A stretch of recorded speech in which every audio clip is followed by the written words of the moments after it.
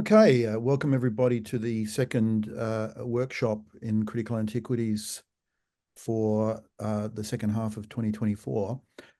I'd like to, of course, begin with an acknowledgement of country, as is traditional for us. So I would like to acknowledge and pay respect to the traditional owners on the land on which we meet. In my particular case, in the University of Sydney, it is the Gadigal people of the Eora Nation, and it is upon their ancestral lands that the university has been built. And I would especially extend to them the apology for the perfunctory insincerity with which this acknowledgement is routinely given. And as practitioners of critical antiquities, we are only too aware of the tremendous gulf between what is said and what is meant. But it is a poor substitute for justice.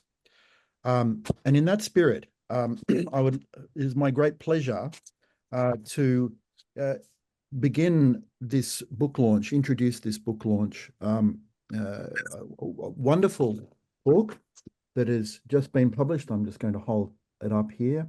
Niobes, Antiquity, Modernity, and Critical Theory, edited by Mario Teló and Andrew Benjamin. And it is my great pleasure to host this book launch, to introduce the editors and some of the speakers, and to initiate a discussion about its extraordinary contents, about an extraordinary mythological subject. So, with no further ado, I'd like to introduce our first speaker, who is going to introduce the topic or the subject or the project in general, and that is Professor Andrew Benjamin. I'm pretty sure, I'm almost convinced that everybody in the Zoom room is familiar with the work of Andrew Benjamin, an extraordinary scholar and philosopher whose work over the last 40, 50 years has had a huge impact in critical theory and philosophy. Andrew is currently honorary professorial fellow at the University of Melbourne, amongst the many other hats. He's taught in universities in both Australia and in the United Kingdom. A forthcoming book is called Gesture and Form, Classical and Renaissance Expressions.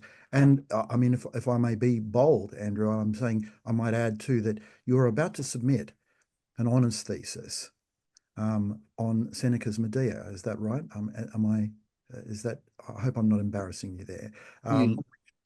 Which I think, we would all love to attend your graduation when that takes place. I find that wonderful, and I'll hand over to you to introduce the project. Thank you very much, Ben, and thanks other people for coming along. I want to talk just very briefly about the project, but I just want to situate it autobiographically for a moment, if I could. And that is, when I was at school, in the last year of school, I read Sophocles' Antigone and studied it at the last year of school, and was completely enchanted by the text, but also was fascinated by the comparison that she makes to the daughter of Tantalus. And one way of understanding, her way of thinking through her own relation to fate was by this analogy or by this comparison. And that set me going and thinking about Antigone, but also then pursuing Niobe. And the last autobiographical moment was when I was professor of philosophy at the University of Warwick for many years. And one of my great interlocutors was the late George Steiner. And George had done the Antigones. And I'm not the scholar that Steiner was, but I'd always wanted to do a Niobes because it struck me as being another figure one could talk about. And this then emerged in looking at Hegel's aesthetics, in which Niobe figures as the other woman. The real woman is Mary, who is the personification of love, while Niobe becomes the one who cannot love. And so my initial work on writing about Niobe was tracing this presence in Hegel's aesthetics, in which she has, I think, a dominant role given that Christian art has to be preoccupied with the relationship between Mary and the Christ child. So Niobe becomes this figure, and I wanted then to do a volume called Niobes, but it then became clear to me that I couldn't do it. It was just too big a task. And one of the people I was discussing this with was my dear friend and colleague Mario Teló, who then said, well, look, why don't we edit the book together? I was going through some issues, and so Mario then took the lead on this and used a number of the people that I'd already got involved. He found other people, and together we made this volume. Okay, and that's sort of arises out of an interest I've always had in Niobe. But just now to give you some background to the way I approach this, one of the things that I've become very interested in is the concept of the figure. So you could talk about the figure of Antigone, and I think you would then trace Antigone from the figure from Greek theatre all the way through to contemporary literature. You can do the same with Medea. You can begin with the references in early Greek writing, then concentrate on Euripides, Seneca, and go right up to Christoph Wolff's extraordinary novel written 30 or 40 years ago on Medea. So you then have to ask the question, about what are these things concerned? And my answer is they're concerned with a figure, namely that there isn't an essence to Antigone, or an essence to Niobe, or an essence to Medea. Rather, these figures continue to appear, and they're continually reconfigured. And so what interested me was how these figures allow for a certain interdisciplinarity, which is something that's central to my thinking. I don't want to be an interdisciplinary thinker. What I want is to recognize that the figure of Niobe, for example, can be approached by philosophers, can be approached by art historians, can be approached by classicists. No one masters the figure, but everyone has to contribute in order that we understand what a figured presence is. And so to me, the figure of Niobe became a research project in which allowed for a certain interdisciplinarity to emerge, but also to allow for and note the ways in which she is continually reconfigured within the history of thought. So the project, and now I've writing on Medea and general configurations of Medea in the same spirit, and this is just a singular work by me. Now, what I personally engaged with, and it's one of the projects on which I'm working a lot, is my next book is on the concept of injury. And I'm understanding injury in terms of its Latin root, namely injuria, and therefore to be injured is to be deprived of justice. So that allows me then to see, for example, if you think of the extraordinary figure of the pedagogue in the Niobe room in the Uffizi, the pedagogue's hand is held up, protecting a child from the arrows. On one level, you'd say the hand, and this is where Warburg is quite wrong about that hand, the hand is actually protecting the child from being injured, namely the child from being deprived of justice. So what interested me in writing about Niobe using Ovid to think about Niobe was really to begin to understand how the concept of injury and allows a way in. And therefore the question that emerges, to me at least, was what is the relationship between Niobe and the question of justice? How is justice done to Niobe? Also, how is justice done to her children? And that allowed me, if you like, a way into the figure as what she's staging is, if you like, the problem of how do we maintain justice, or what's it like to be just to Niobe?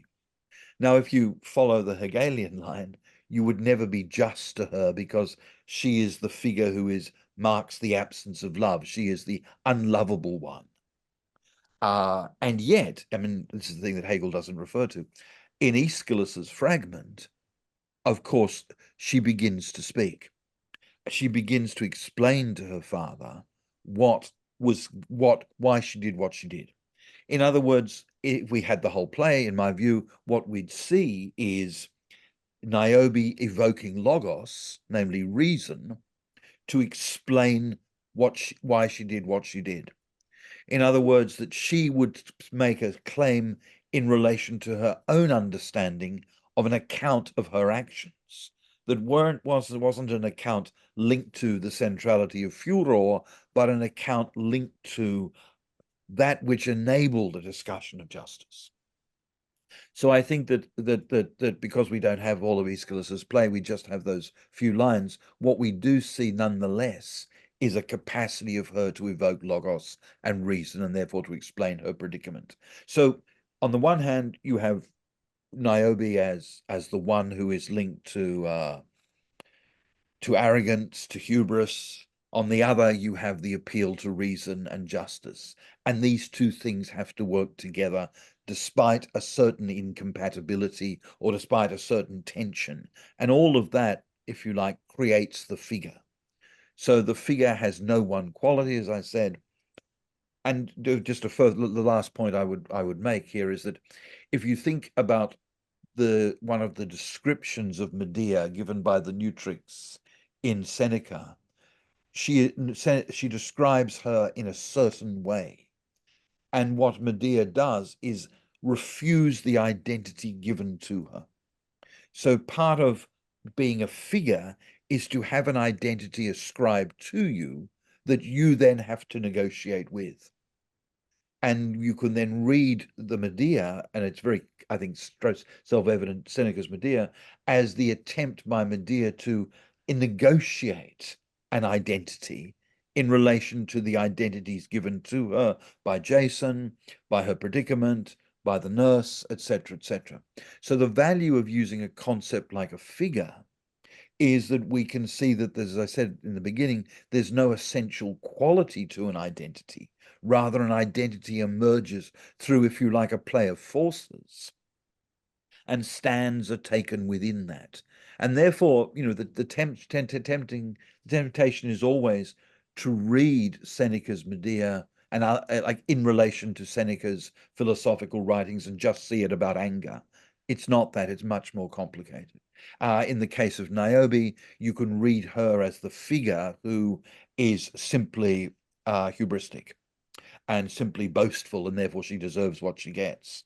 Again, that's not just too simplistic on a moralizing level. It's too simplistic in relation to textual sources. So even the way in which she's configured in Ovid compared to the way that she's figured in Aeschylus gives us two different variations of the same. And a variation of the same means, as I said, there's no essential identity, there's just a figured existence. And that's really what drove my paper, which is really to concentrate on the way in which she is present in certain moments of Roman art and the way she's mostly present in Ovid. And that's really what I tried to do. So I might stop there. That's like the background to the project and the sort of preoccupations I have, which are not Mario's preoccupations. He has his own project, but that's my preoccupation with the way in which I'm using this term figure. Well, thank you very much, Andrew. That's extraordinary food for thought, and a wonderful methodology too for thinking about Greek myth as well. We will defer any kind of questions and so forth until toward at the end. My colleague Tristan Bradshaw will manage the Q&A. So we might just segueing from Andrew's last point, now introduce Mario Teló, who's the co-editor of the volume. I'll just put the book up again and just to allow everyone to see it.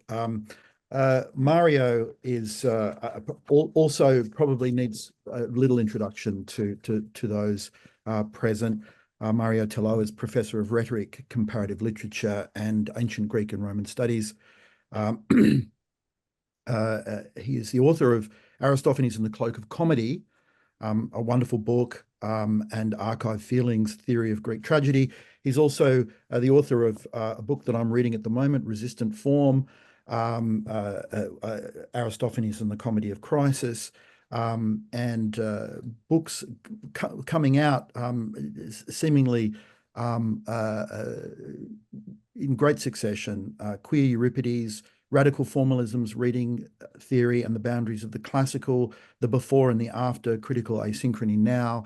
So Mario is a force of nature in our field. And so without any more ado, I'll now pass over to the co-editor of the Niobes volume to speak to his particular view of the project. So thank you so much for the introduction, and thank you, Ben and Tristan, for organizing this. You probably hear some noise because, you know, I'm on campus and there are students, you know, in the backyard here having fun, but I hope you can hear me well. So this was really Andrew's idea. This is Andrew's project in many respects, and you know, I arrived late, but I was very enthusiastic, and I'm also glad that Andrew let me go in certain directions that he didn't think of, at least initially. And so he let me basically take over at a certain point, and that was really characteristic of his intellectual generosity. So as Ben said, I am in 3 departments, so I am sparagmatically disseminated, you know, here at Berkeley. So I'm 50 in rhetoric, 25 in conflict, and 25 in classic. So I think that the book, in a sense, is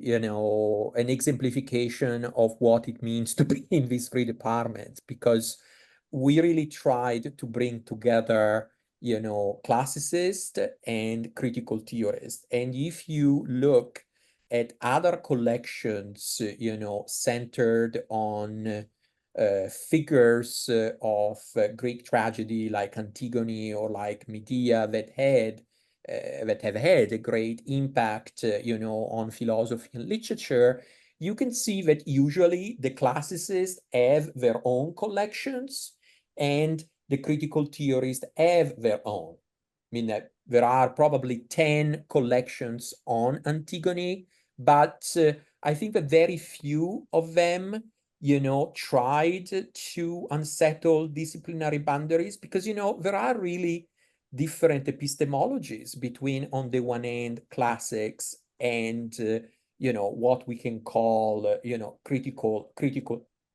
theory. So this is an experiment because, you know, we have some classicists, but the classicists in the book speak the language of critical theory, I would say. So John Hamilton, Victoria Reimel, myself, Andre, Ben Ratcliffe, these are people who belong to classics departments or have affiliations with classics department. And they, you know, clearly make Benjamin, Butler, you know, the big people who in philosophy, you know, were interested in Niobe. They put these people at the center of their interventions, even if their interventions are allegedly just on Ovid or on Aeschylus and so forth. So I think that, you know, methodologically, this is quite an experiment. I'm also very proud, if I can say so, of the last chapter in the book, which is this stunning experiment in poetic prose by Drea Brown, who engages with Phyllis Wheatley's own engagement with Niobe.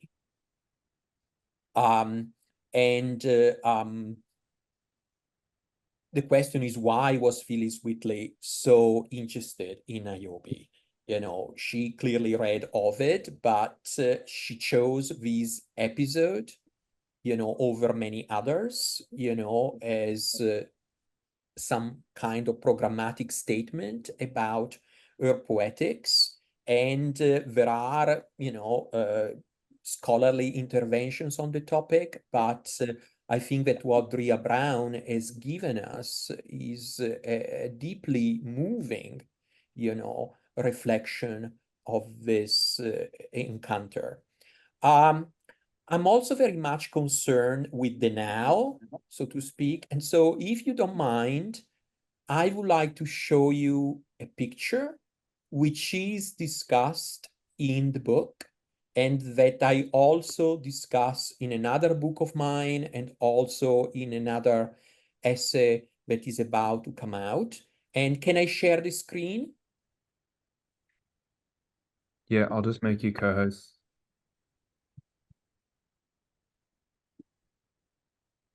All right, you should be able to now. Can you see it? So this is a Banksy mural of Niobe in Gaza. And this picture was taken in 2015. And actually the picture that I discuss and also Vicky Reimel discusses is more precisely this one, in which you can see a Palestinian woman in a blue, dress, which is very similar to the kind of bluish, chromatism of Banksy Niobe. And you can, what is interesting is that we don't see her face. She remains covered in the same way in which the face of Niobe is covered. And I want to point out that one brilliant formulation that Rebecca Comey uses in the book is that Niobe is the withdrawal of the image.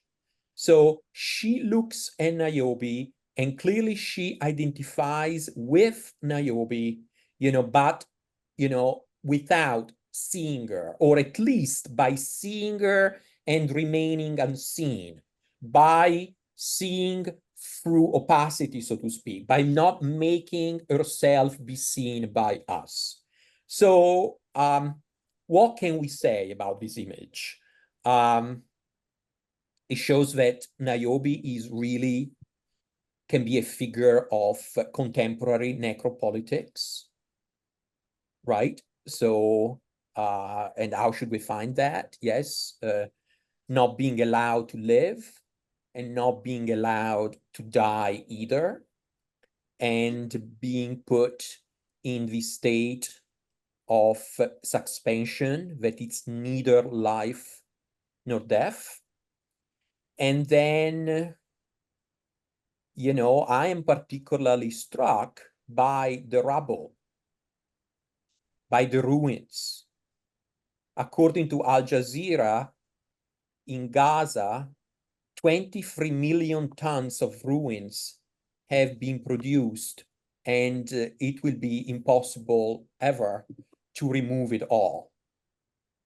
So it is really Niobe becomes about how to live in ruins, through ruins, living, in and through a nation state that tries to distance itself from ruins, but actually inhabits the ruins, is ensconced in the ruins. And you can see this also as an image of the end of the world, as an image of extinction, an image of kind of auto-humanitarian destruction, the kind of auto-humanitarian destruction of the nation state that establishes hierarchies of grievability and ungrievability. So I keep going, I could keep going, but maybe I shouldn't, but maybe, the question that the book also raises is how can we bring together scholars, from different backgrounds, you know, in order to connect classics with the contemporary. It seems like an obvious question, but there is still a lot of reluctance, you know, when I talk to classicists, you know, about, you know, reluctance to do this kind of thing, to perform this kind of experiments.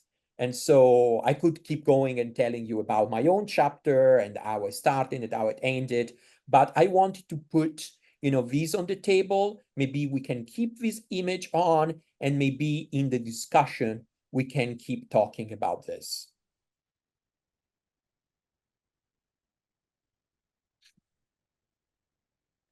Thank you, Mario. This extraordinary image, and at least for me, it evokes not similar images and lots of provocative questions, which I'm going to reserve for later. And I'm hopefully I won't take up too much of the question time then. But we might now move to hear the viewpoints of another of the contributors to the volume. Jacques Lezra has contributed an important chapter to the volume and has very kindly joined this workshop to talk to that and to the project at large. Jacques is a distinguished professor of English and Hispanic Studies at University of California, Riverside, and 2022 Chair International de Philosophie Contemporaine at the University of Paris 8. His most recent books, and there's quite a few amongst the recent books, República Salvaje de la Naturaleza de las Cosas, On the Nature of Marx's Things, translation as Necrophilology, Untranslating Machines, a Genealogy for the Ends of Global Thought. I love that title, Untranslating Machines. It's fantastic. Contra todos los fueros de la muerte, el suceso cervantino, and Wild Materialism, the Ethic of Terror and the Modern Republic. I know, or I heard of Jacques first in his wonderful translation of the Dictionary of Untranslatables, a philosophical lexicon. And in addition to this, Jacques has been responsible for translations of Paul de Man, Balibar, Badiou, etc. And so an extraordinary output and a wonderful contributor to this volume. So Jacques, I'll turn to you and your perspective on the Niobes volume. Lovely. Thank you so much. And first of all, let me apologize for arriving late despite every possible effort on your part to make it possible for me to arrive on time and not appear to be the completely irresponsible person that I actually am. I succeeded in arriving late. There we are. That's as it happens. No apology necessary. And then just to pick up a little bit on what Mario was saying about disciplinary boundaries, I confess straight off that I'm not a classicist. I have an abiding interest in materialism and the Lucretian tradition and have done a fair amount of work on that, but I'm dipping a toe into that particular pool from the perspective of political philosophy rather than as a formed classicist. So I'm convinced that I've made every kind of basic error in my approaches. Nevertheless, basic errors are not in themselves bad things. They can lead some luck to happy outcomes. So the chapter in the book, and I'm just so thrilled that Andrew approached me about this in Italy at the end of a fantastic conference some years ago. I'm thrilled to be able to contribute to it.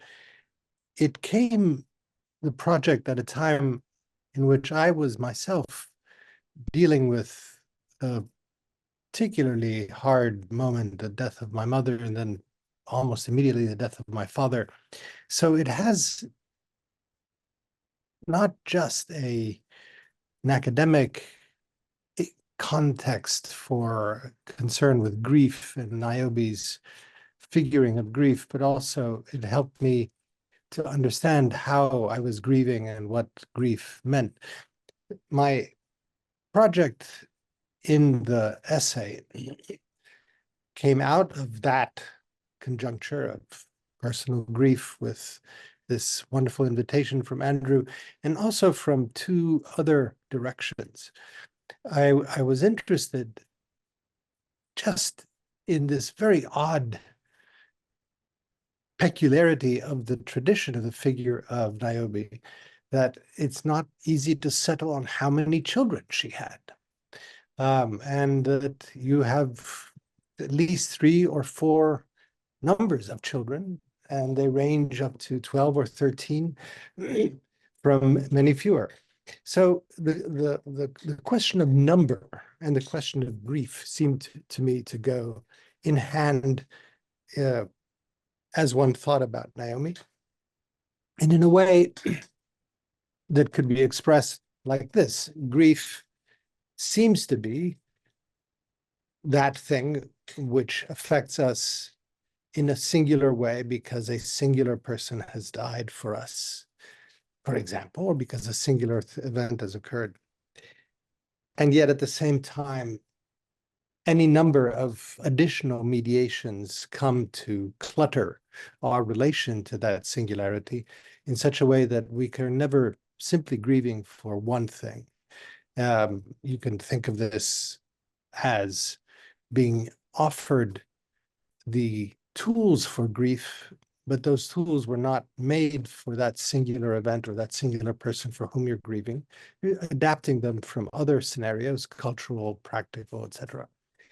So there's a kind of, let's call it an imbalance or a dissymmetry between the call to grieve singularly for a singular person or life to which one has a responsibility, a commitment on one side. And then on the other side, the enormous resources that culture provides for grieving, which are indispensable on one hand, but on the other hand, desingularize the event of grief and the procedures of grief. So this interested me both as a matter of personal experience, but also as a conceptual matter, because it bears on the second aspect of things that interested me about this, which is it happened, and it was quite accidental, that at the time that I began thinking about Niobe like this, I was also thinking about a biography that have been trying to write for a couple of decades, about which the central problem is what is the object of a biography? What kind of thing is a life that one is writing about? Does it have borders? What sort of a conceptual object is it? And this has practical as well as conceptual consequences. The practical ones are that you don't really know where the ending of a life is. You don't have its edges. And the archive can bleed into other archives. Are you talking about just the life of person X, or is it the person X in a relational field? If it's a relational field, what are the parameters of that relation? How do we conceive of the edges of that field? Do we have to construct hierarchies of relation? What are the criteria for determining what the hierarchies of relation are, such that we could actually give a form, a shape to what is otherwise a completely disaggregated field, where you're saying, well, am I going to talk about the second cousin of this man? Well, perhaps, because that second cousin had an interesting correspondence with this guy. But I'm not going to talk about the third cousin, even though the third cousin is much more interesting and much more intriguing because he's third. So secondness and thirdness in that respect would then bring in another conception of a kind of numerical ordering to a life that I found intriguingly related to the problem of whether a life can be thought of as a singular object or has to be thought of quite differently. And Niobe helped me with this. Niobe helped me precisely on the grounds that Andrew was bringing up, which is that Niobe isn't an object exactly, a singular object, but rather a multiply and undecidedly mediated collection of responses over time. And for that reason, something like the dynamic that I was seeing in the procedure of grief is embedded in the structure of this figure, Niobe, who is, as a name, one thing, Niobe, but also is that collection of mediations, cultural, etc., that make her many more than one thing, much more than one thing alone.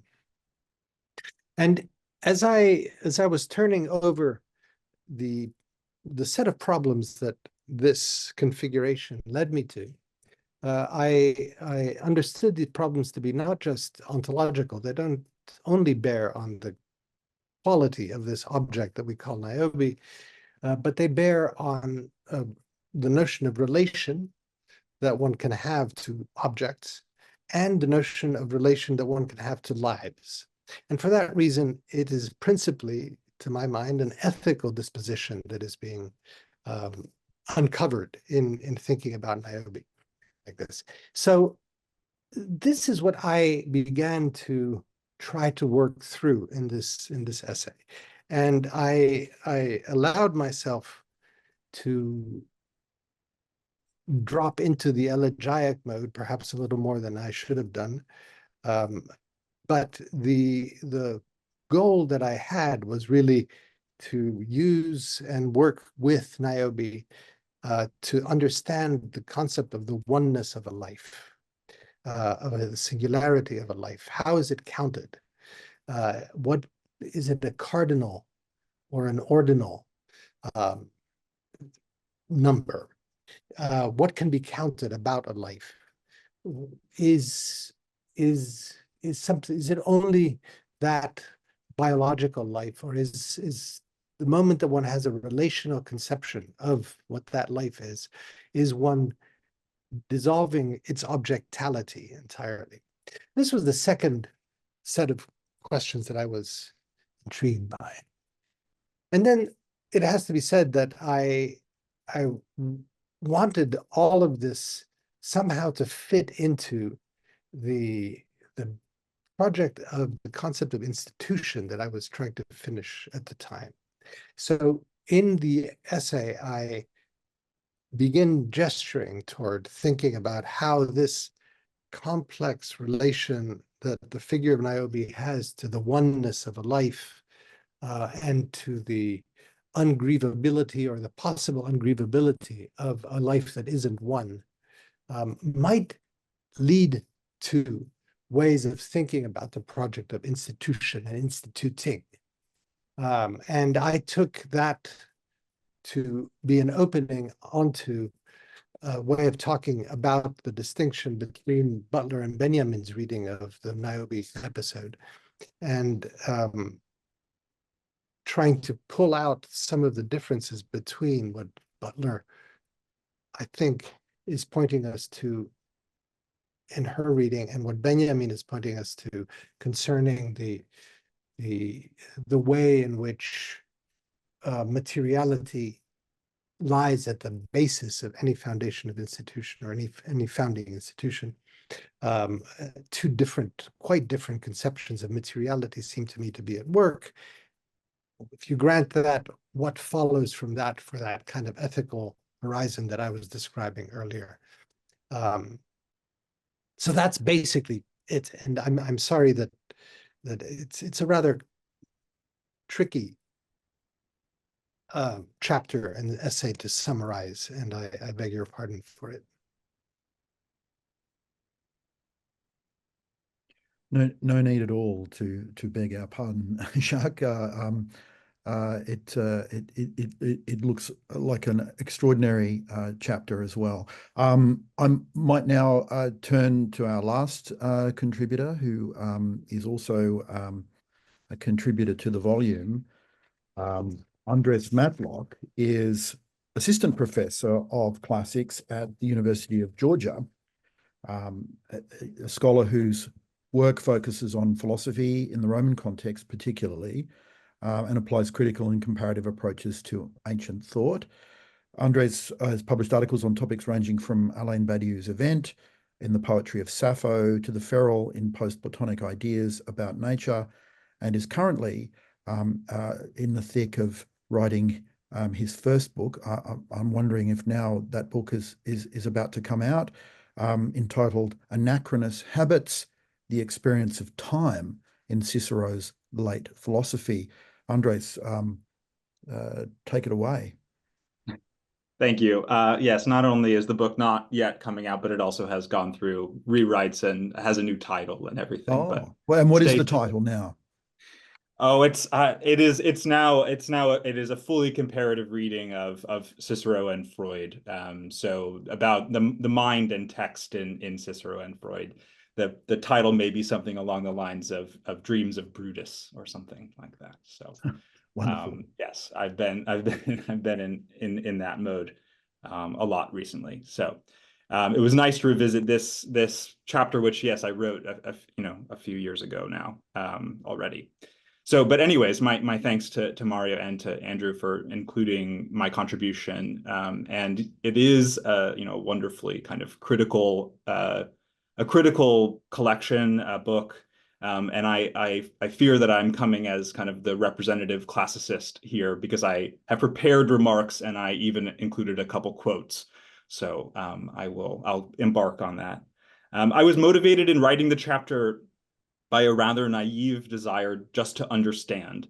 When I first talked with Mario about the project, I'll confess that Niobe was not a figure I had given much specific thought to. And so I set to work wanting just to wrap my mind around maybe not her exactly, but at least the different responses to her that were cropping up in the philosophical literature I had said I would mine. As others in the collection examine more eloquently than I do, this first stumbling block for understanding Niobe is that she lacks a narrative home.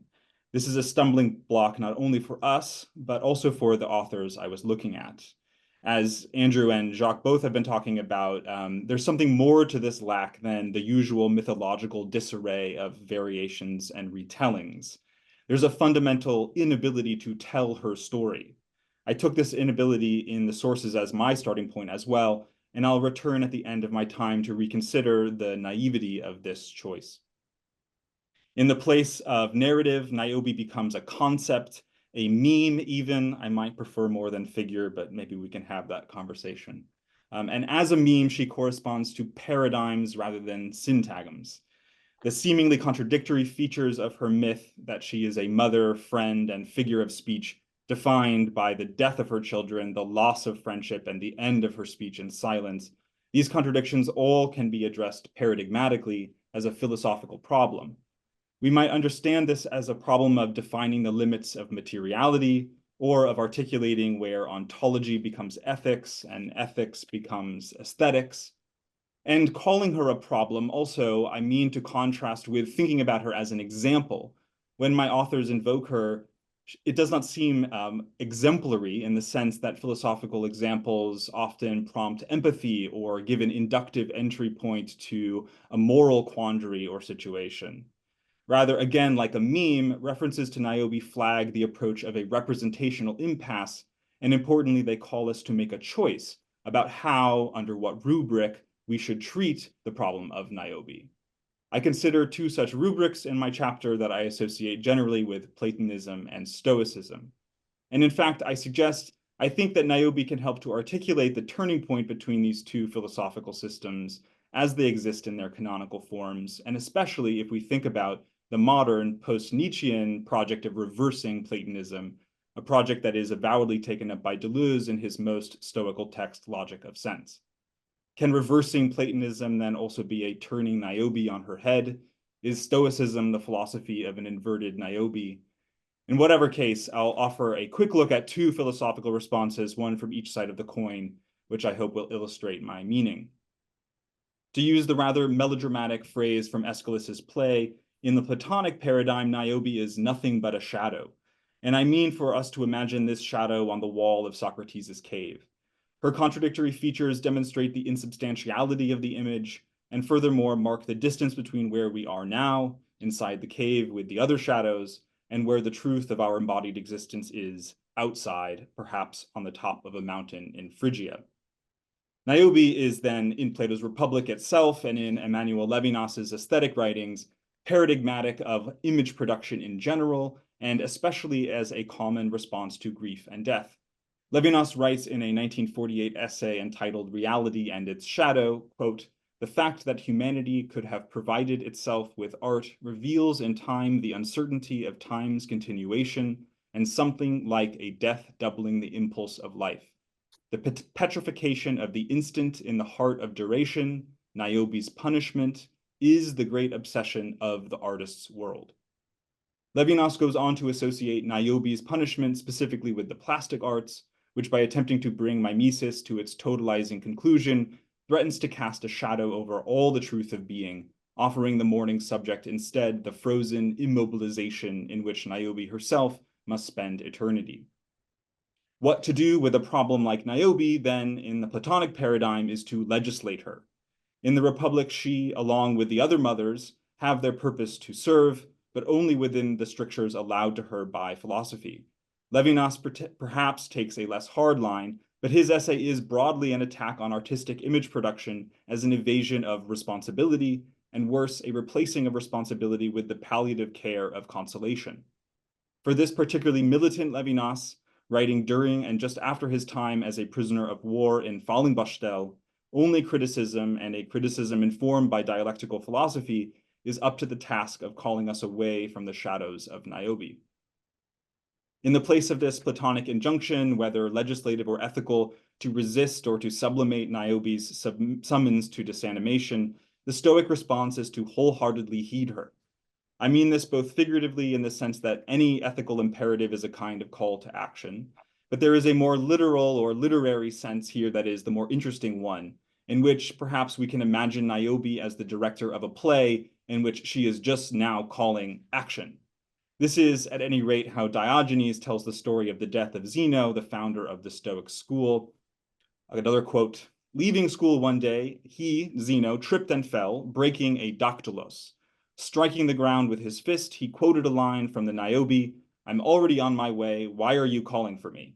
And throttling himself, he died right then and there." Although we don't know anything about the story of this play or its context, Zeno's perfectly timed delivery is telling. In this moment, Zeno is suspended between organicity and minerality, between Stoic certainty represented by a clenched fist and submission to the broken dactylos, a word that means wonderfully both toe and finger. As an actor, his enunciation of this line transforms the moment of his death into an event that, as Blanchot also describes, death is both deeply personal and totally impersonal, neither general nor particular.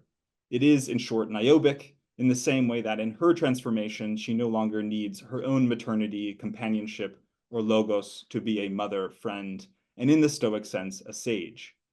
Niobe is like a Stoic sage, or the figure of the Stoic sage is Niobic, not only because of the imperative in Stoic ethics that to be virtuous you must be like a stone, but because the problem she represents offers, to the Stoic mind, a way of acting out, embodying, and performing in reality as if it were a stage, the incorporeal effects of her corporeal existence.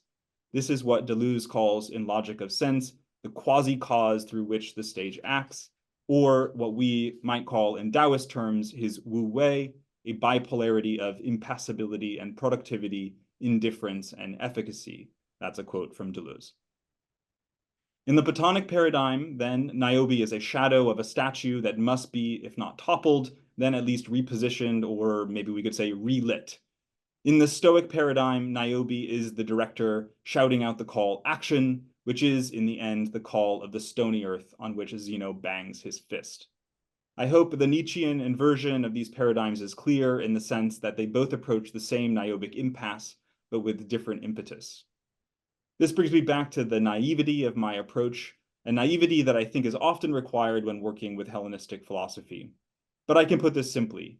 What all of my authors are interested in, and what therefore I was interested in by adopting their perspective, was not actually Niobe, but rather their experience viewing, observing, and judging Niobe. A more critical approach to my chapter might have made more of this basic positionality. I'm thinking here particularly about Andrew's chapter in which he rethinks the ethics of Niobe's story from the point of view of the Niobids themselves, or Drea Brown's prose poem, or Mario's interest in this graffiti in Gaza. To take a Lebanasian line, what was the responsibility of the viewers who were there on that day when Niobe's children were killed? Did they have a duty or an obligation to intervene? At what point and to what end? What should or could have been done so that the story turned out differently? In this more critical way of querying my authors, their responses, the Platonists to turn her away, the Stoics to rush in to take her place, they both seem to me, at any rate, woefully inadequate. Thank you.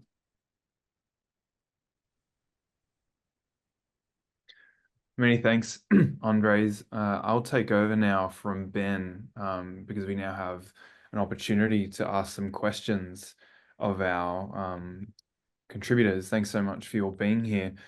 So as is our usual practice, you can indicate in the chat if you have a question. You can stick the letter Q and then I'll put you in the queue. And if there's no one else jumping in, then Ben Brown has kindly indicated that he's got some things to say. So why don't I throw back to Ben just after he's thrown to me and take it away, Ben. Thanks, Tristan, and thank you, Andrew and Mario, Jacques, and Andres for extraordinary work and a very good topic to think with. Niobe, I'm going to sort of perhaps following immediately upon Andres, sort of declare my hand as a classicist and particularly as a Homerist and as a Greek historian of early political community as well. One of the things which strike me when I encounter the Niobe myth, of course, is that first earliest recounting of the story in Iliad 24. When you go into Timothy Gantz's wonderful second volume of early Greek myth, the first thing you hear is that Homer's account of Niobe is anomalous because she's not turned to stone immediately after losing her children. And that Homer the poet has repurposed the story in order to draw our attention to Priam's situation, and particularly the necessity of eating after grief. And that brings me back to this, what stimulated these thoughts was Jacques' very important point, is that grief is to some extent incommunicable and incommensurable, isn't it, right? It is the one thing that jolts us out of our communal being as humans is the suffering that we personally experience. And it sharpens, to my mind, it sharpens our singularity and our loneliness as human beings. And it momentarily undermines the possibility of a collective human experience because one is not able at any one particular point in time to be able to say, listen, I can't communicate the particularity of my suffering, the specificity of my suffering, and or the specificity of the loss. I think, Jacques, that was something that you were pointing to there. And try as we might, even though we've lost family, we've lost friends to death, we can't experience the loss of someone else in that immediacy. And yet, here at the ends of a two vast spectrum, Priam and Achilles, two people who by all rights should be the most hostile, the most incommensurable, the most unable to communicate with one another, the killer and the father of the child.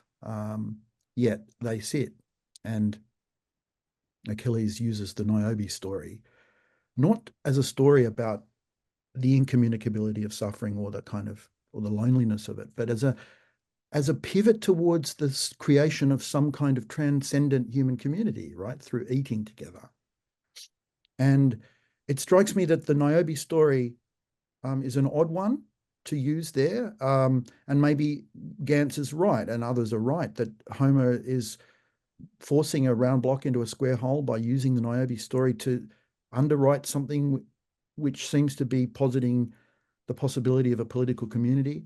It seems though what Iliad 24 is doing, and I follow Richard Seaford's wonderful idea with Iliad 24, is that it raises the possibility of what he calls solidarity in lamentation, and that the possibility of political community, the possibility of effacing that lack of commensurability between us, is actually conducted through grief, collective grief.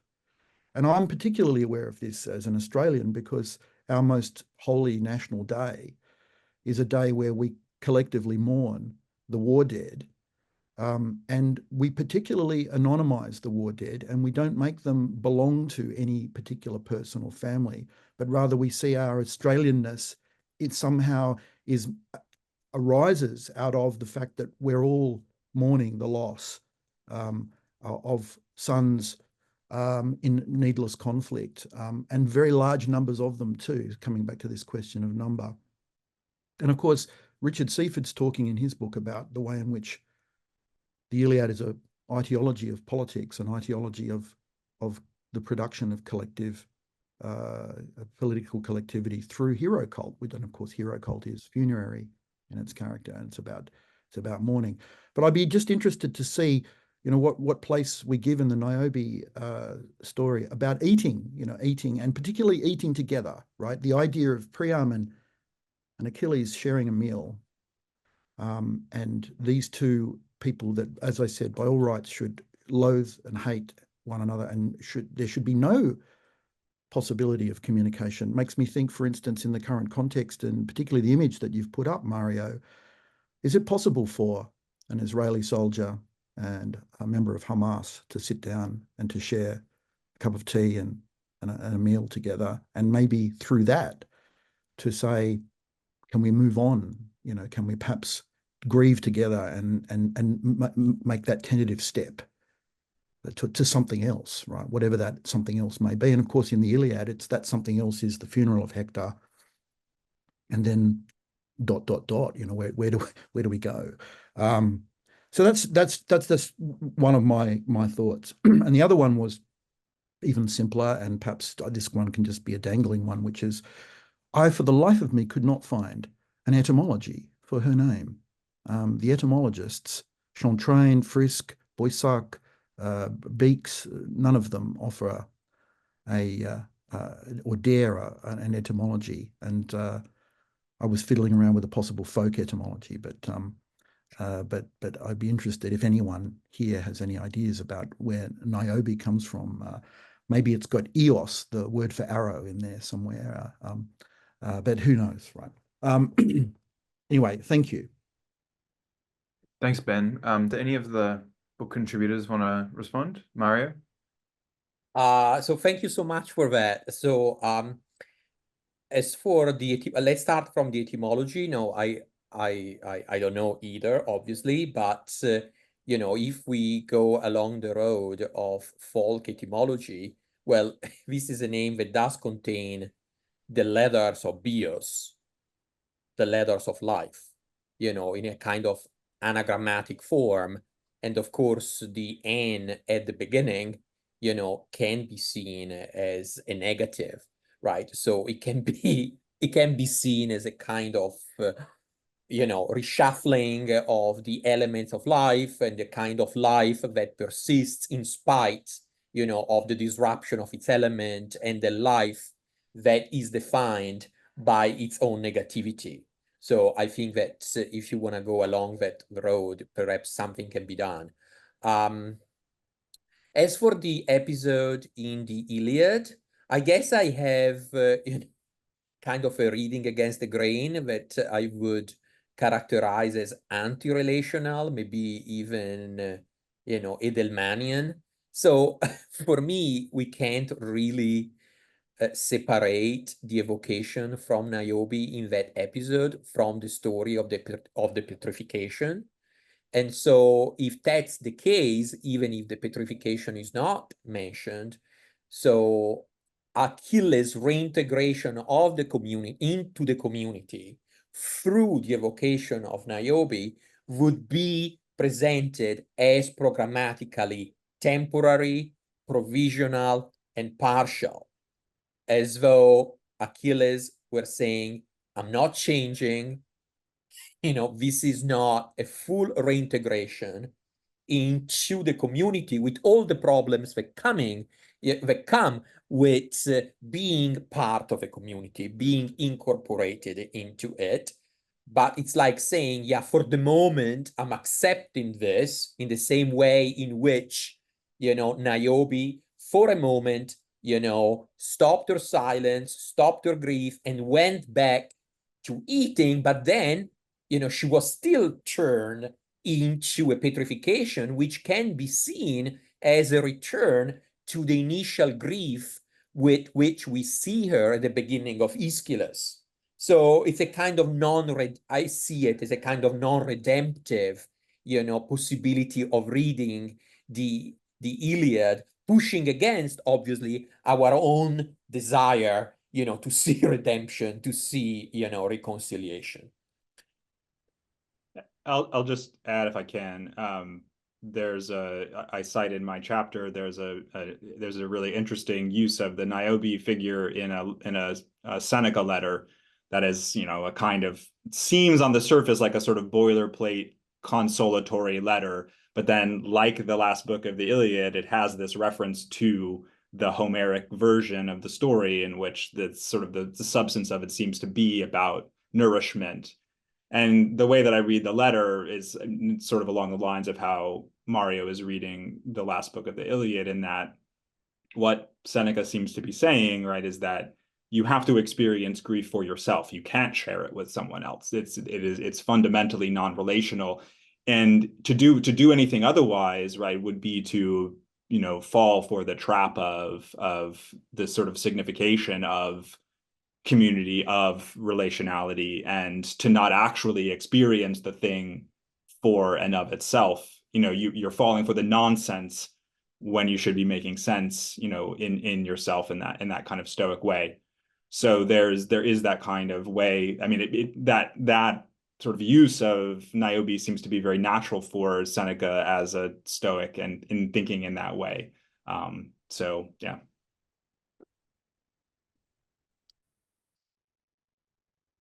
Okay, I might throw to James Collins, who's got a question or some reflections. Thanks, James.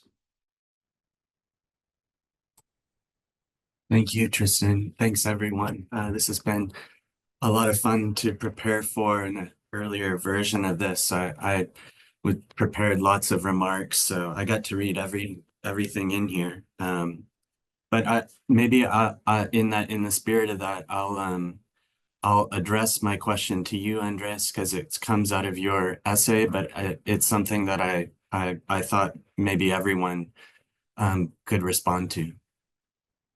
You noted, Andres, the several problems that the Niobe myth poses in Plato, and of course, there's the problem of divinity behaving in vengeful and violent ways, which Plato has, as you said, has to legislate against and correct.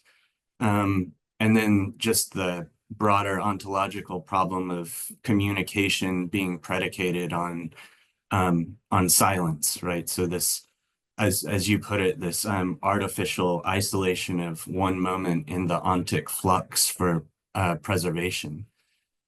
So both of those problems, it seems that Plato, has both in the Republic and elsewhere has definitive responses to.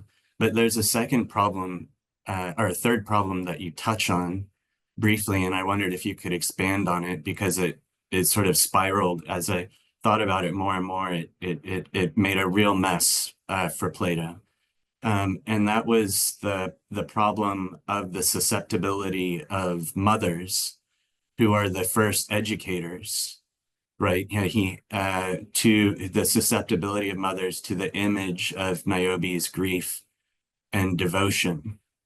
So he says at 381e, or Socrates anyway, says, let not mothers persuaded by these poets terrify their children. So this also requires some kind of correction.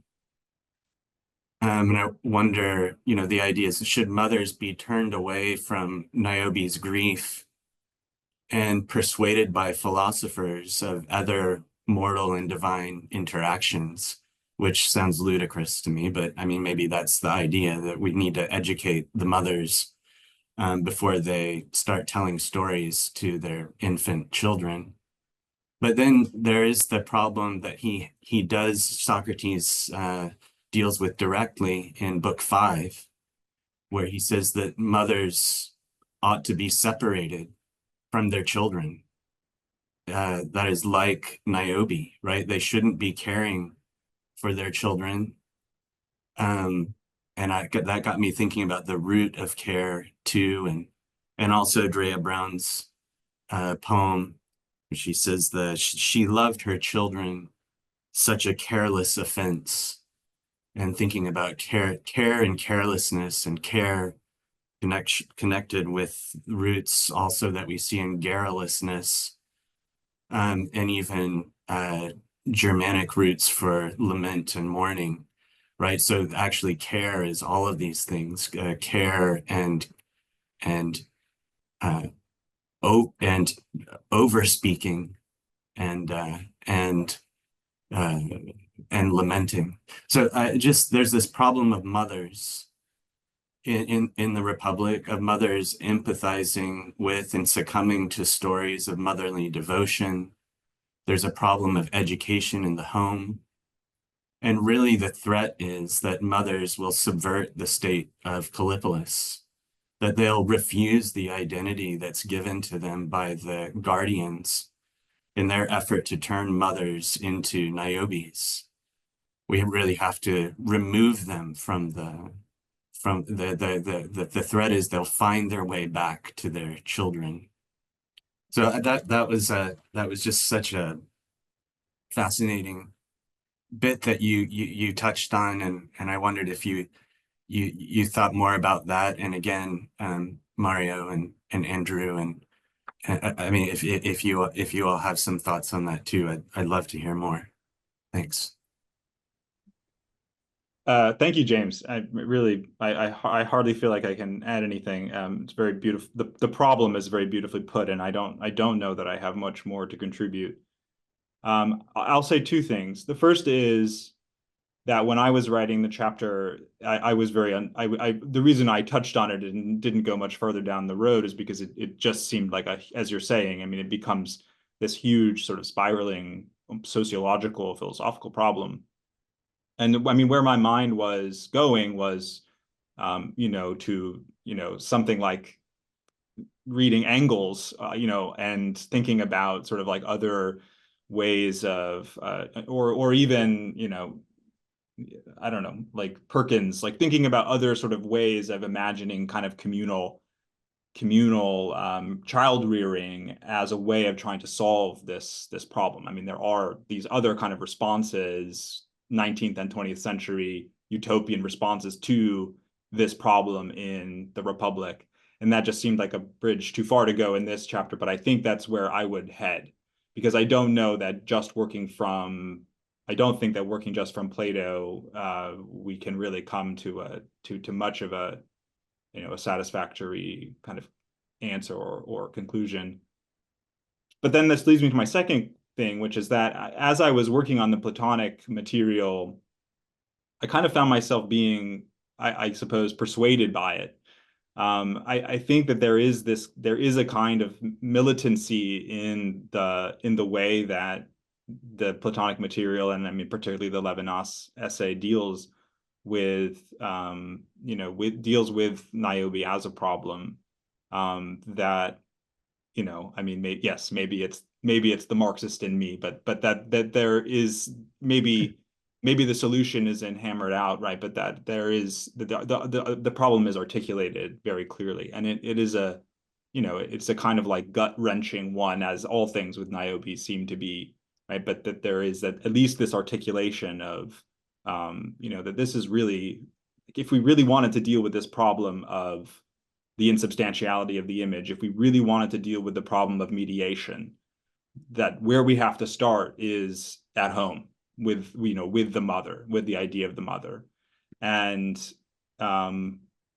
you know, that's an idea of the mother that comes out of a, you know, a patriarchal society, right? So it's not, you know, we're not talking about any kind of like biological essentialism here. We're talking about like a structure that exists that can be changed. And so, yeah, I guess that's what I'll say. Yeah. Other reflections on James's questions? If not, I'll throw to Andre Lax. Hi, thank you.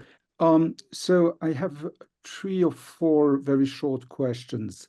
The first one is to mostly to Andrew, I guess. It's about the concept of figure, which interests me. I would like to understand more about the relationship or the sense in which you take or why you think the word is you know, adapted to what you want to say. And I was thinking, hearing you, about Auerbach's figura, which for him is the term that is related to prefiguration, so to speak, with all these Christological or eschatological load. So I wanted to know more about. Probably it's not your sense of it, although prefiguration has something also to do with the relationship between the past and the present, or the future, generally speaking. But I'm interested in, since I don't have the, you know, the linguistic background to understand really what it implies, the connotations. I wanted to do more about to know a little more about this, and one way to precise the question, it seems to me that in the way you use the word figure, you are opposing figure to essentialization, basically.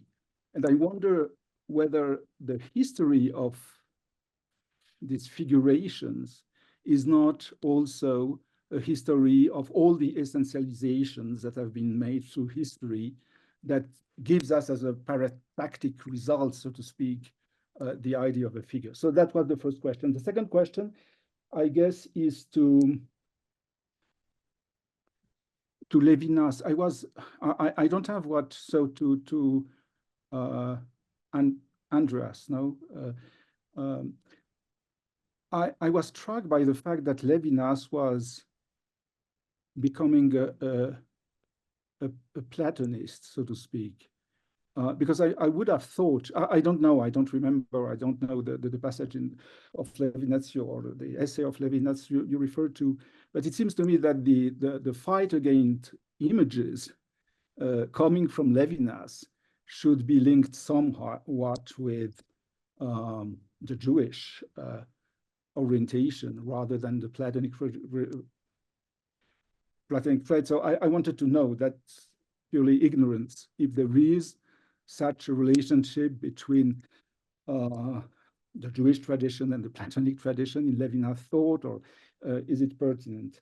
The third thing is about Walter Benjamin's violence. So could somebody explain, since it plays such a role, and obviously legitimately so in the book overall, in what sense do you think that Benjamin uses the word critique of violence?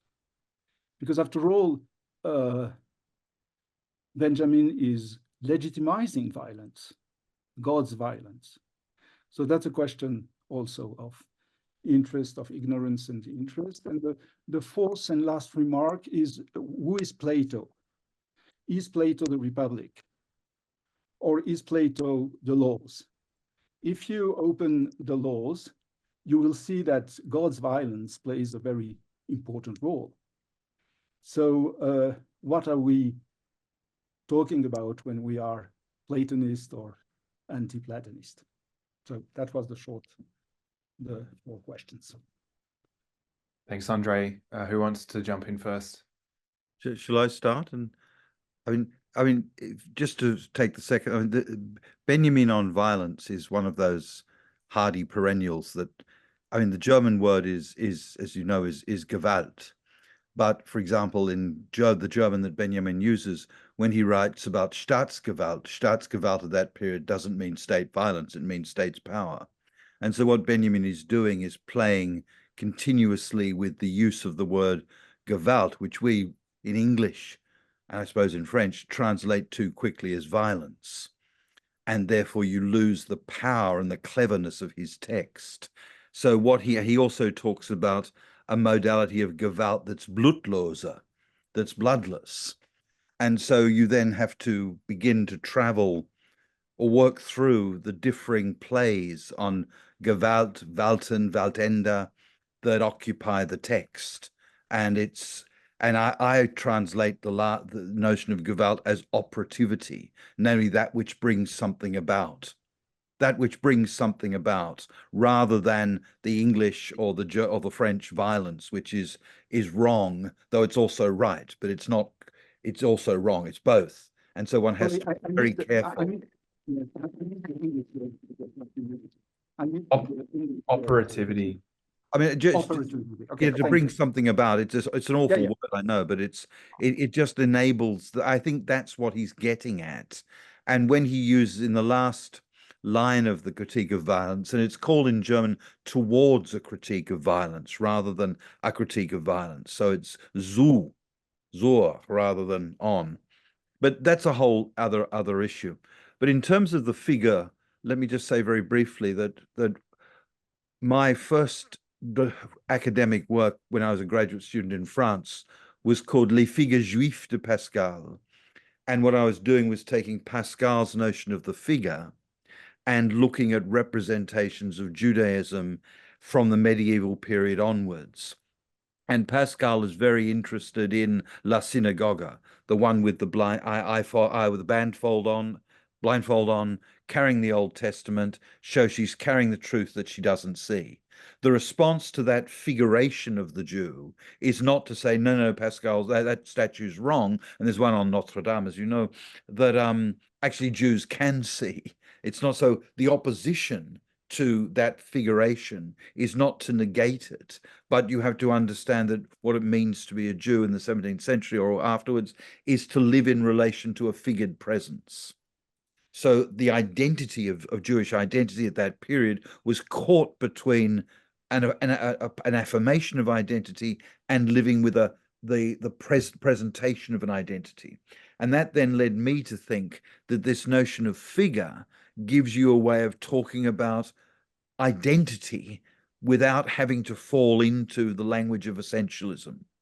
And so I've been using the term and I expect no one else to, I assure you, using the term in my work to try and deal with. It's really it's really how you do history from a philosophical point of view, and that is you develop notions of figure to trace figures through time. So you're not interested in material history as such, but the figuration of an identity in art, in literature, and in philosophy. Mm-hmm. Voila. Thank you. So I'll just say briefly to your question about Levinas. I mean, it's very interesting, and much more could be said about it.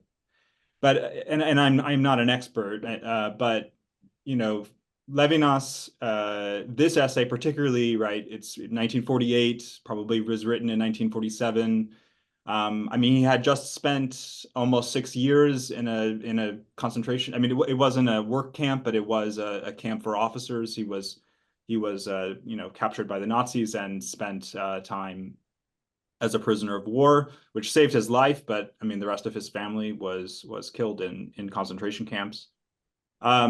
He doesn't deliver any kind of like formal Talmudic interpretation or writing until the 50s. Which is not to say that there's not an influence or an impact on his earlier work, but it would require someone who knows more about that than I do to kind of exhume it. The essay that I'm citing is is very forwardly a Platonist essay. He cites Plato. He is writing as the student of Jean Val, as this like very famous French Platonist, philosopher and interpreter. So he is, the essay is just very forthcomingly Platonist in this instance. It would be interesting, it would be very interesting to think about the problem of the image from the Talmudic perspective as well. Not to say that that's not relevant. And as far as your second question is about whether it's Plato, whether it's the Plato of the Republic or the Laws, I mean, again, just for my essay, for the purpose of writing this essay, I mean, it's very much the Plato of the Republic. It would be different for another person's contribution, but for me, at any rate, it's the Republic. Yes, for everybody, it's a Republic. You are not a... Other responses to Andre? Okay, I'll throw now to Emma Bianchi. Thank you, everybody. Ridiculously, my library doesn't have an online copy of this volume, so I haven't been able to look at it properly, and I'm not as prepared as I could be. But I really appreciate all the presentations today, and the volume seems so exciting and necessary and timely. But I'm going to sort of in a way, I mean, there's been a lot of talk about violence, mythic violence, and grief and grieving, and Niobe as a figure of these, and of course, she is. But this, it seems so abstract, and I don't mean this an essential at this point, but the fact is that, I mean, her punishment is, yes, for redoubling her hyperfecundity or her hypergenerativity with the speaking or the declaration of this as a great achievement, the hubris, obviously. But it is nonetheless also her generativity for which she is seemingly punished. No, and this itself seems, the transformation into stone, which then generates, but only generates water and is a site of melting liquidity flow, which seems in some ways a strange substitute for the generativity for which she has been punished, which has been, let's say, neutralized. It almost feels like a prayer wheel, right? That is just automatically grieving in place of life, or something like this, right? So that we no longer have to attend to Niobe, because she's somehow automatically doing some kind of grieving for us. I mean, this is a very cynical reading, for which I apologize, but and of course this is my hobby horse, since I'm working on the notion of genos, and I have been for a while, but it's just, I mean, I haven't read Cavarero's essay, and I imagine that she deals with this in this dimension of the myth in her piece. So I was hoping maybe to get maybe from the editors a little bit of a sense of that dimension of the the text, to which I'm also really, really regretful I wasn't able to contribute. So thank you, and that's my little rant. So I look forward to any responses. Mario, do you want to talk about? Yeah, I must say, yes, I think that the Cavarero essay, maybe, will respond to some of your concerns. And it's about hypermaternity, or as she coins this expression, hypermaternity, which is attractive on the one hand, but I also find problematic, because in Cavarero, as her new book shows, the book that just came out, it is connected with a kind of desire to revalorize gender essentialism. So it's clear that maternity is used by her, not, the maternity of Niobe is not, and the hypermaternity, a term that I could be okay with, is not used by her in the way in which Black radical feminism would use it, that is to decenter, problematize maternity, even connected with mothering, and so decenter biology and so forth. But it is used as a means to return to a kind of Irigarerian, valorization of sexual difference as biological difference.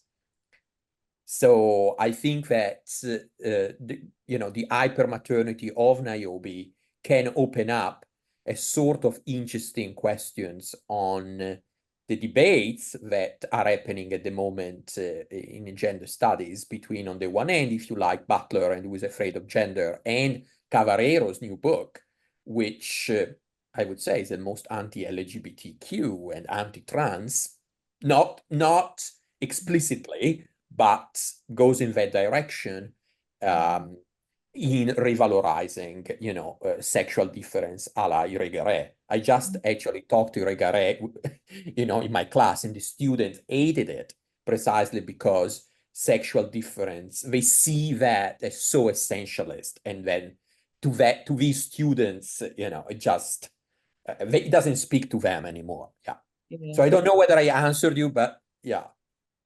But I think, it can't be denied that the Greeks are constant, one of the great Greek projects seems to be as a trajectory from, tragedy into philosophy. And I think actually with its culmination in Plato's Republic, the appropriation of this capacity. Now, whether this capacity does not belong to men, I'm sorry, it's a fact, it's a facticity, it's not an essence, it's not but it's a fact. And it's a fact that the Greeks are mad about, right? And they're constantly in this,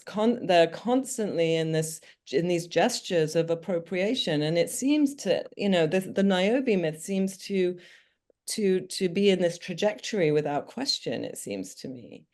That maternity is quelled, overcome, and then made into an endless source for grieving. And I wonder, I question that, the figure of Niobe as a griever is now a resource, frankly. Like this is a critical question for the volume that I would to like be honest, to... that's why my interest was, what's it like to be just to Niobe? And the end result, if you think of Ovid's way of resolving things, is to turn the woman into stone as a way of, or a tree or something, to save them from, as though that's the result.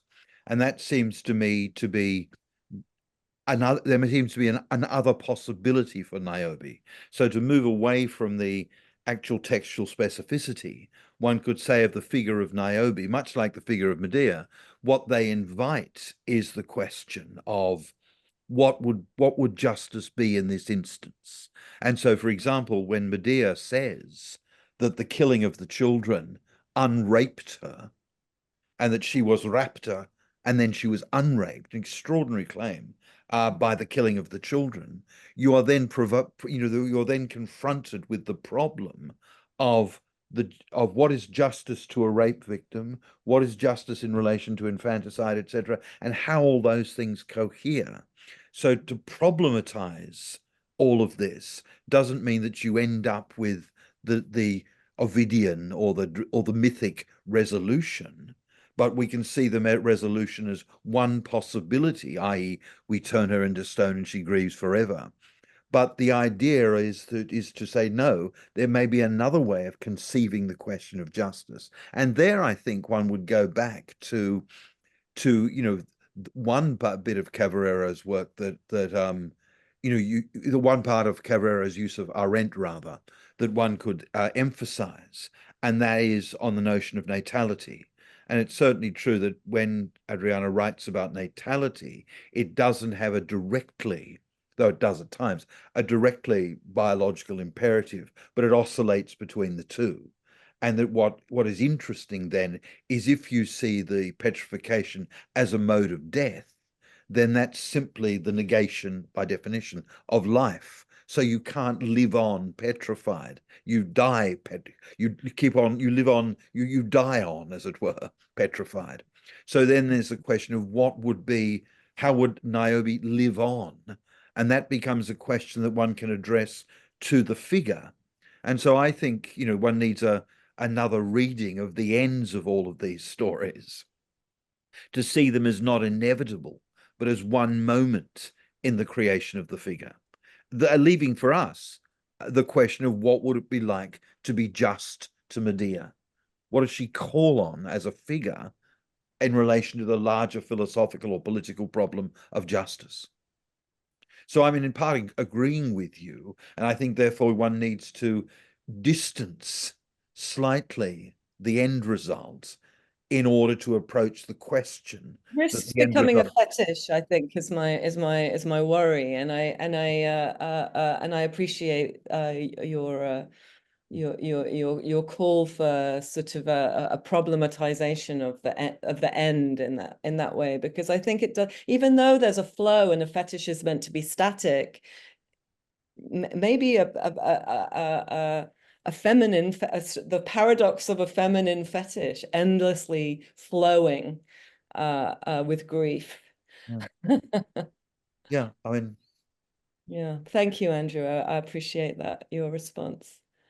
And Mario, I hope you understand that I'm not taking up an essentialist position here, but just, this is a gesture of Greek masculinity, and absolutely. These techniques of, so it's more about diagnosing patriarchy and misogyny rather than it is about making any concrete claims about masculinity and femininity. Well, I actually like your reading that basically she's punished because she enacts, her feminine generative power too strongly, that she gives birth to too many children, so that she basically triggers, the male gods who are unable to give birth, like Zeus wanting to give birth by giving birth to Athena out of his head, or Dionysus in his thigh. There is definitely, I think that, and it also makes me that if we go in that direction, we can also connect it with what Spillers talks about, the Black female body, used as pure flesh, as basically a generative machine, so there is something there, in what you're suggesting, so, and since Ovid says that she was punished, just because she boasted, I think that we can lose sight, as you say, of the fact that there is this more radical, misogynistic element, which is women can produce, that can enact this kind of bodily creativity that men can't have. So I totally, accept that. I mean, some men can now, but sure, yeah, but not for the Greeks. Right, or I don't think it's not either or. We can. I think that your perspective sort of makes sense even in a non-essentialist framework. Absolutely. Although we're running out of time, I'd never want to deny Tom Goya a platform. So, Tom, do you want to throw your question out? Thanks, Tristan. Yeah, I don't want to take up too much time, but just to thank you all, and thanks Mario and Andrew. This looks like an amazing book, and yeah, I love the chapters that I read, and I'm totally convinced that Niobe is timely for all of these reasons that people have adduced. she's a good way to think through questions of grief and justice and number and necropolitics. But reading the Ovid again in preparation for this, it sort of struck me that she can also be read as a story about property. Because there's this, I mean, she sort of falls into this kind of textbook billionaire's mentality at the beginning of that Ovid story. She says, you know, "Tutta me copia fecit," you know, my abundant property has made me safe, okay, has insured me against anything, any possible loss. And then she sort of starts to conceive of her children as property, you know, she calls them, they're all swept up in this kind of neuter plural multa. You know, I have all of these, you know, many things, and I'm too big to fail. Like nothing you can take away from me will, you know, will be enough. And then of course, like she's shown in the end that like her children are not property, okay, and that's sort of where the grief comes in. So I was wondering, you know, is there any, I don't know, is there any kind of point in the tradition of the reception of Niobe where that question of property and miscategorization of human children as property sort of comes into it? Yeah, I mean, I just it's very interesting in Seneca's Medea, where she refers to Niobe and says she wishes she had as many children as Niobe so she could kill them all. She then goes on and says, but actually it's not a question of number. And it's very interesting then, it's both the child as an object, as a property, but it's also child as not as a bit as a metaphor, as a figure of stand or a symbol of standing for something. So I think it's always going to be both.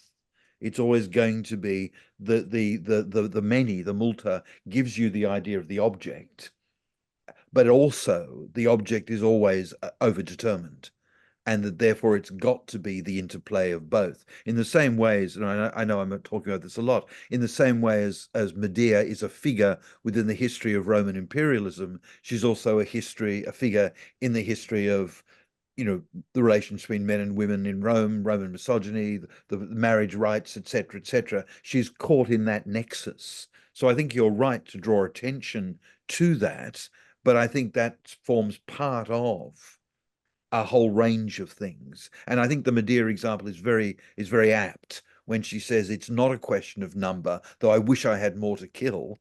It's as though Medea is announcing exactly the tension between the child as pure property, the one to kill, and the child as signifying more than that property which can be killed. You see what I mean? Thank you. Yep. Now, I would just say in response to your comment, Tom, that, you know, perhaps we should go back to the cover of the book, because, you know, in this statue, you can see that the child is actually incorporated into her body. So you see that the child is put back into her body. This is the sculpture that actually Adriana Cavarero made me aware of, because this is a female sculpture, Antonietta Raphael Maffei, and I'm sure as a very sophisticated, you know, connoisseur of Italian communism, you remember that Maffei was, you know, a Jewish member, you know, an Italian Jewish member of the Communist Party, and, you know, her mother, you know, made 25 different Niobes. 25. So she was obsessed with it. And it's so interesting that in this rendition, you know, the body of the child is put back into herself, but at the same time, it opens a hole. So maybe, you know, one can read the passage that you were referring to as a kind of desire of put the child back in. So, or a kind of, you know, since you talked about property, that would go in that direction, maybe. I don't know. That's all I can say. Thanks, Mario. Yeah. This has been a hugely generative discussion. I really love the way Andrew opened by suggesting that there's a reasonable logocentric Niobe. And I wondered, Andrew, whether this kind of arrogant and reasonable, unredeemable and justice-oriented Niobe brings her somehow closer to Antigone. But I feel like that's a conversation we might put off for another time. Or you, please, if you have a quick response. No, but the answer, I mean, this is what I always say. The answer to that question is in the final speech by the chorus in the Antigone, when, you know, and I think it's relatively straightforward, is that they condemn, as it were, or accuse of being unwise, both lacking wisdom, both Antigone and Creon, for absolutizing their position. And what then becomes interesting is that I'm not sure, I'm not that you're saying this necessarily, I'm not sure that the appeal to explanation is logocentric. It is rather that here is the moment in which Niobe, as it were, finds a voice. And it, I mean, admittedly, it's Aeschylus giving her one, but nonetheless, what would be very interesting is if we found a play in which, you know, the character, much like the character of a Medea or something like this, you know, unfolds with that level of complexity, where she's caught in discussion and caught in having to talk, on the one hand, to Leto, on the other hand, to her father, etc., etc., and the differing modes of speech, the different voices, would become a very interesting project. That was all I was getting at. Thanks. I'm so grateful you had the inspiration for this book. Thank you. And thank you to you and Mario for carrying it out. Ben and I know what a labor it is to bring an edited book together. So we're very, very grateful for it, and for these participants who've come today as well. Thanks to Andres and dear Jacques, despite being time poor. So thanks so much, everybody, for coming along as well. And thank you, Tristan and Ben. You are both amazing. Thank you very much. Yeah. Yes, thank you very much for organizing this. Thank you, guys. We really appreciate it, and we look forward to seeing you all at on another occasion.